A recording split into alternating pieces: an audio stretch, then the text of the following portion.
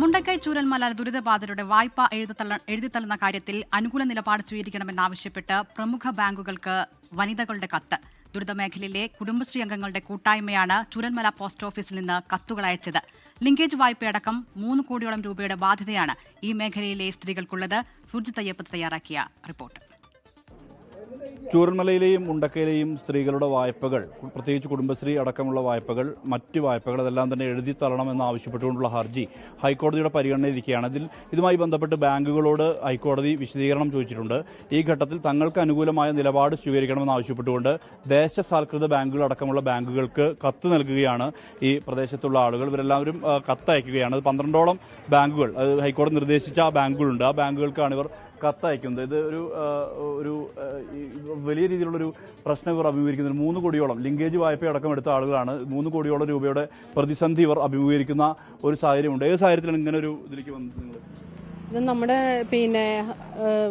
കുടുംബശ്രീ പരമായിട്ട് ഞങ്ങൾ 700 പേര് ഞങ്ങൾ ഇവിടെ ഉണ്ട്.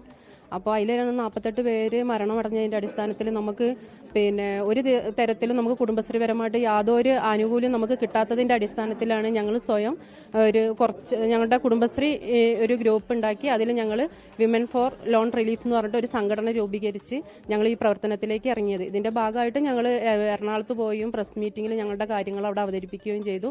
ഹൈക്കോർട്ടിൽ നമ്മളൊരു കേസ് ഫയൽ ചെയ്യുകയും ചെയ്തു. ഇതിന്റെ പ്രധാന കാരണം എന്താ വെച്ചാൽ നമുക്ക് കുടുംബശ്രീപരമായിട്ടാണ് ഞങ്ങളുടെ എല്ലാ കാര്യങ്ങളും ഇവിടെ നടന്നു പോയിക്കൊണ്ടിരുന്നത്. ഇത് ഒരു നിമിഷം നമുക്ക് ഇത് സംഭവിച്ചോട് കൂടിയിട്ട് നിൽക്കുക എന്ന് വെച്ചാൽ നമുക്ക് വിചാരിച്ചതിനും കാട്ടി അപ്പുറമാണ് ഇവിടെ ഇപ്പം അനുഭവിച്ചുകൊണ്ടിരിക്കുന്ന കാര്യങ്ങൾ.